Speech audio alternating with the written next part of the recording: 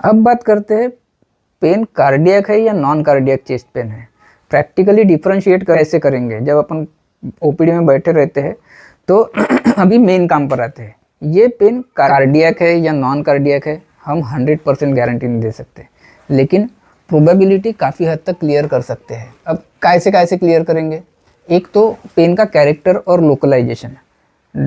जो cardiac pen है वो अगर डल है, डिफ्यूज़ है, हेवीनेस लग रही पेशेंट को, लोकलाइज्ड नहीं है, पेशेंट चेस्ट के बीचों बीच ब्रॉड एरिया दिखाएगा और उसको ना फियर ऑफ इम्पेंडिंग डूम होता है। ये फियर ऑफ इम्पेंडिंग डूम मतलब मरने का डर है, तो भी अनहोनी होने वाली है, इसका अंदाजा आता है पेशेंट को। तो इस टाइप का पेन होता है। दूसरा एक होता है जो मस्कुलोस्केलेटल पेन बोलते हैं अपन जिसको। मस्कुलोस्केलेटल पेन जो है वो शार्प रहेगा, स्टैबिंग रहेगा, क्लियरली लोकलाइज्ड रहेगा, पाल्पेशन और मूवमेंट से रिप्रोड्यूस होता है। अगर पेशेंट फिंगर टिप से एग्जैक्ट पॉइंट दिखा पा रहा है ना, तो कार्डियक होने की संभावना जो है वो बहुत कम हो जाती है। दूसरे एक तरीके से समझ सकते हैं ड्यूरेशन के हिसाब से।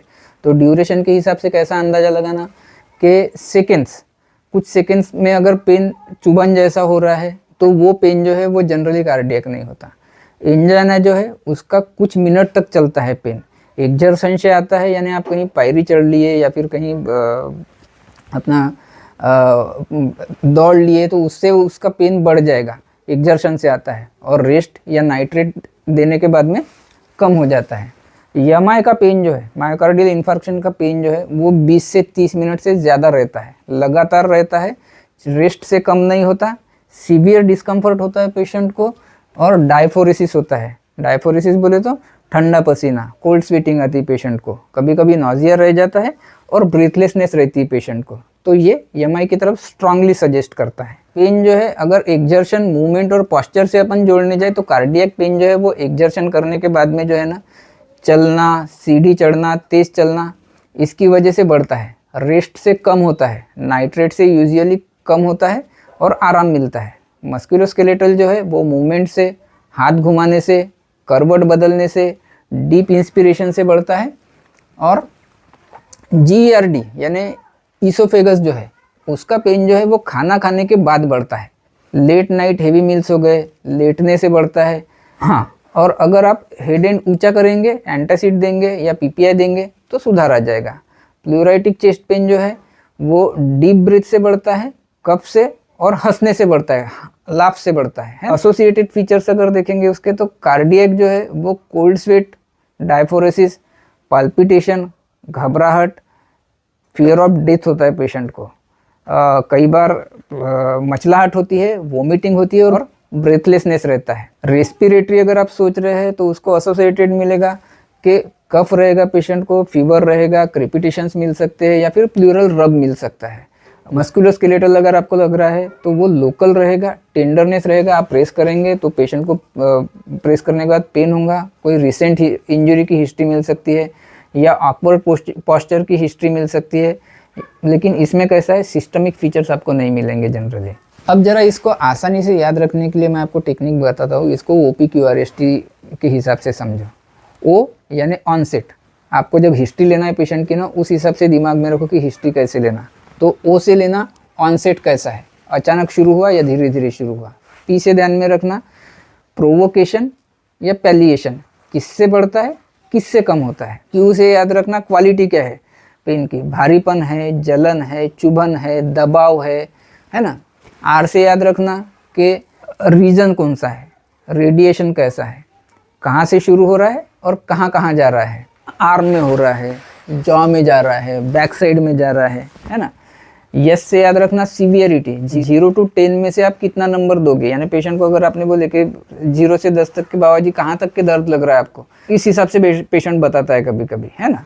और टाइम, कब से हो रहा है, कितनी देर तक रहता है, पहले भी इसी टाइप का पेन होता था क्या। हर चेस्ट पेन के केस में OPQRST अगर आपने ध्यान में रखे ना, तो हिस्ट्री लेने का पैटर्न बिल्कुल साफ हो जाता है आपके लिए। अच्छा, एग्जामिनेशन में क्या देखोगे आपके चेस्ट पेन वाले पेशेंट में, एग्जामिनेशन में ध्यान में रखने वाले पॉइंट्स जो रहते हैं जनरली क्या देखोगे, पेशेंट की हालत कैसी दिख रही है, बहुत रेस्टलेस है क्या, स्वेटिंग है क्या पेशेंट को, पैलर है क्या या फिर साइनोस्ड है।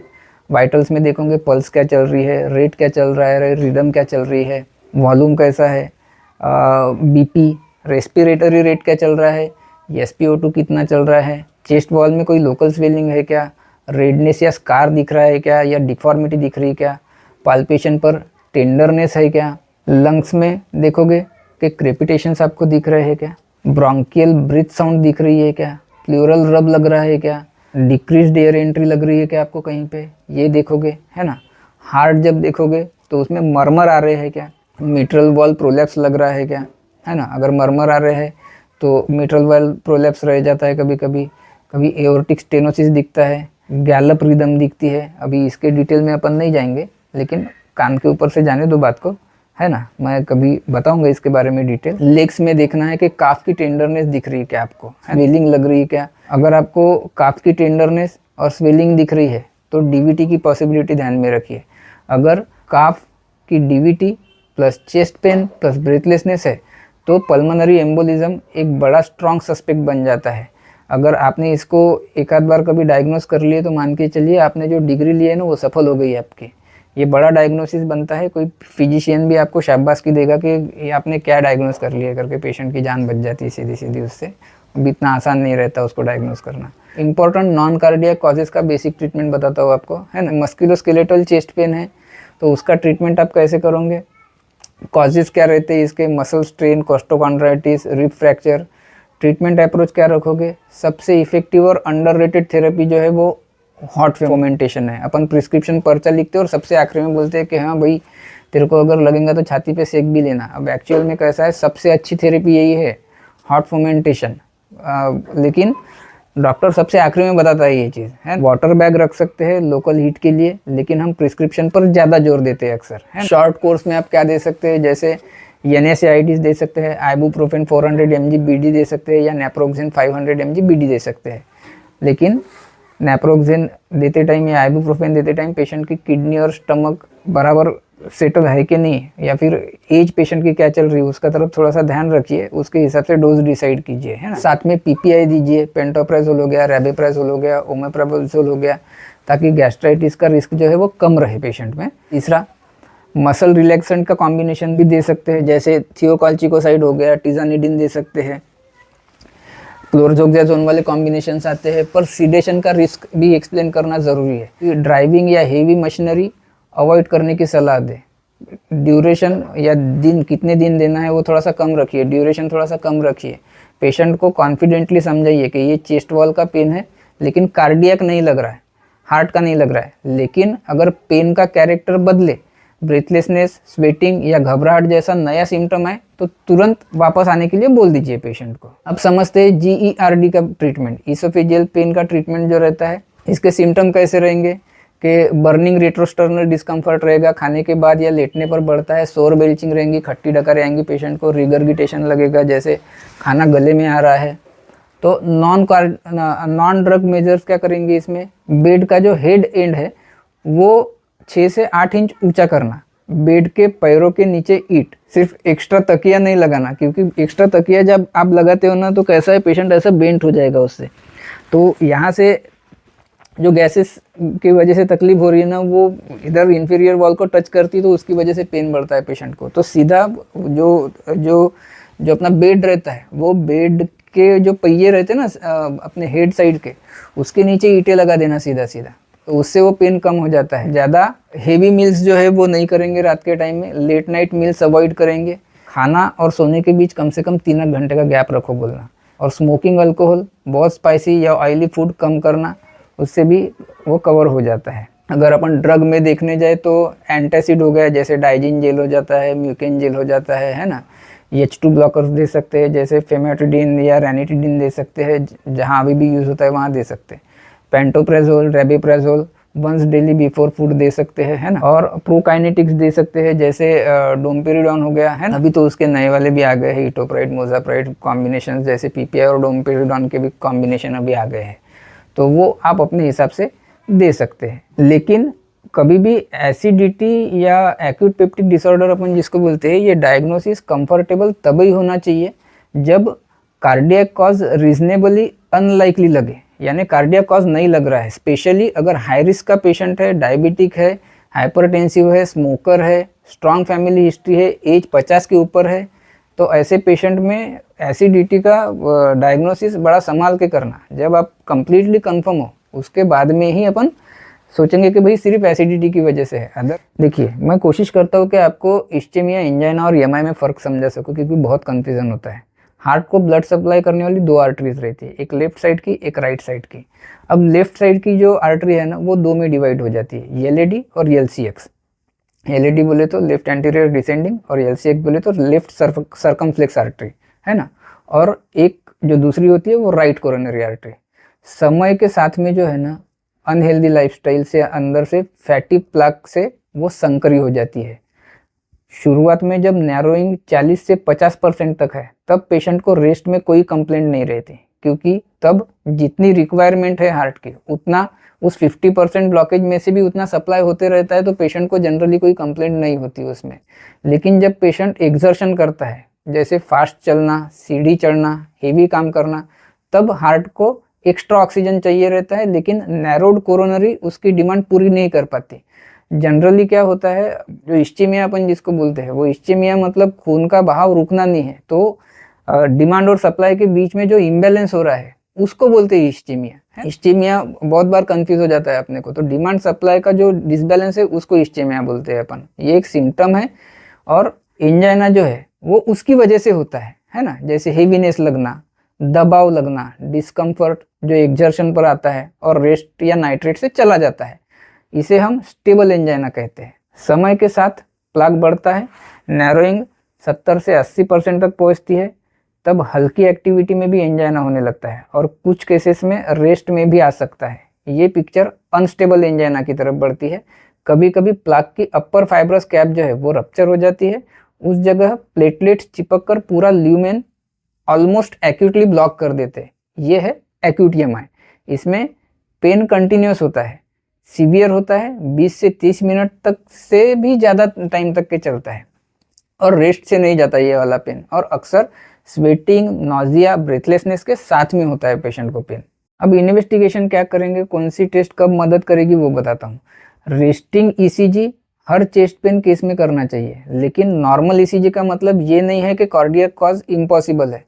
टिपिकल सिम्टम वाले पेशेंट में ईसीजी रिपीट करना पड़ सकता है, और करना चाहिए लगभग 20 मिनट के बाद एक बार और 2 घंटे के बाद एक बार, जब अगर आप सस्पेक्ट ही कर रहे हैं। दूसरा, अगर आप सस्पेक्ट कर रहे हैं तो कार्डियक एंजाइम कीजिए, ट्रोपोनिन हो गया, सीपीके-एमबी हो गया। पेन ऑनसेट के लगभग 4 से 6 घंटे के बाद ये पॉजिटिव होना शुरू होता है। लेकिन आपको एमआई के डॉक्यूमेंटेशन के लिए ये करना जरूरी है। एक टेस्ट रहती है टीएमटी, ट्रेडमिल टेस्ट।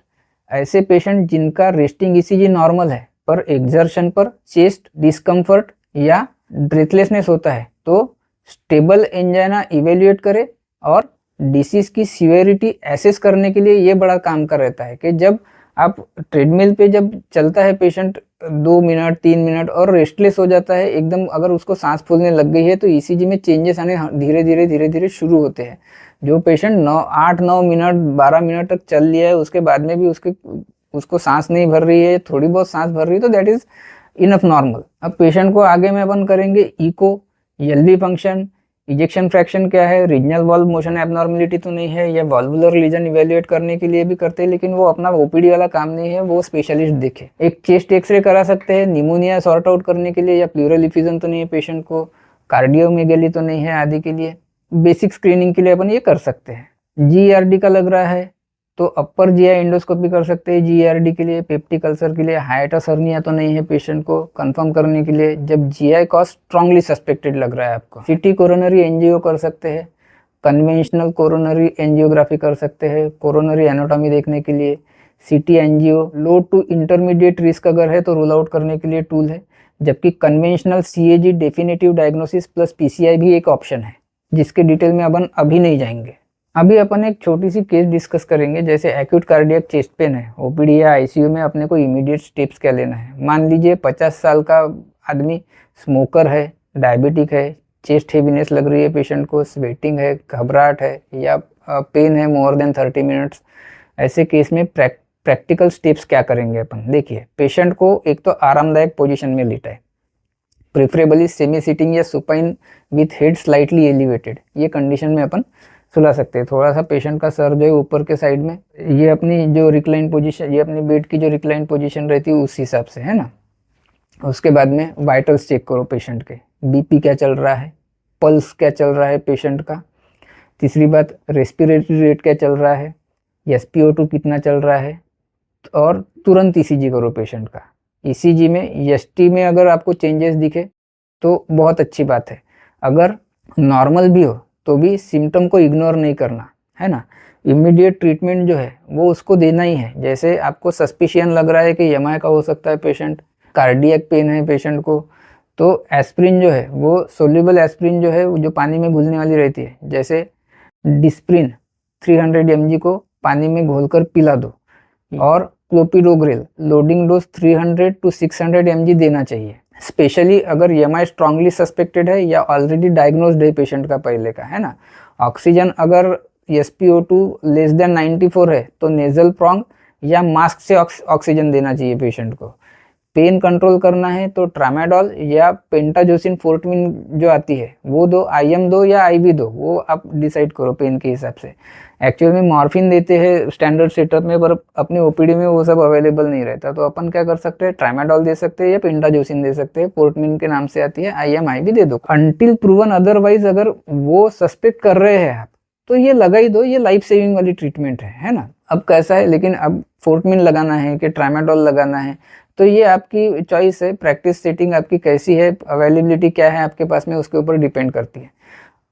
नाइट्रेट दो, अगर बीपी उसका पेशेंट का सेटल है, अगर सिस्टोलिक बीपी एडिक्वेट है, सामान्यतः SBP यानी सिस्टोलिक बीपी जो है वो 100 से 110 mmHg के आसपास भी अगर रहा तो भी sublingual nitroglycerin 0.5 mg sorbitrate under the tongue देना चाहिए।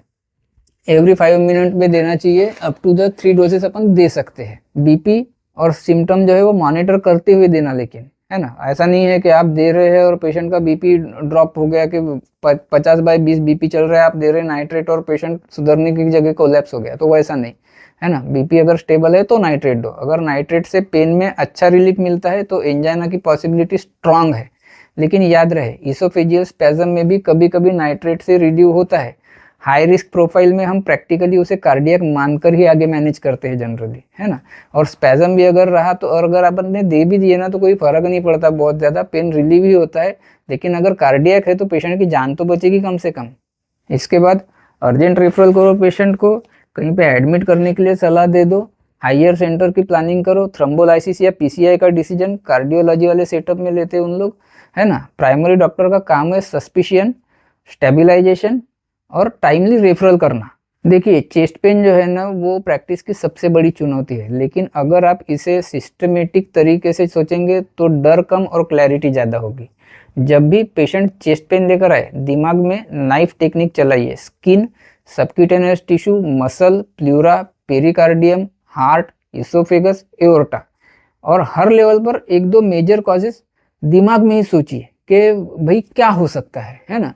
कार्डियक और नॉन कार्डियक डिफरेंशिएट करने के लिए पेन का कैरेक्टर कैसा है, लोकेशन क्या है, ड्यूरेशन कितना है, एक्सर्शन से कितना फर्क पड़ रहा है, रेस्ट से उसका क्या रिलेशन है, एसोसिएटेड फीचर्स क्या है, और सिंपल OPQRST हिस्ट्री यूज करिए। मस्कुलोस्केलेटल पेन और GERD बहुत कॉमन है, लेकिन हाई रिस्क पेशेंट में हमेशा पहले कार्डियक कॉज को रूल आउट करने की कोशिश करनी चाहिए। प्रॉम्प्ट रेफरल, इन बेसिक स्टेप से एक्यूट कार्डियक चेस्ट पेन में डिले सबसे बड़ा दुश्मन है। Aspirin, nitrate, oxygen, pain control और प्रॉम्प्ट रेफरल, इन बेसिक स्टेप से आप कई लाइफ बचा सकते हैं।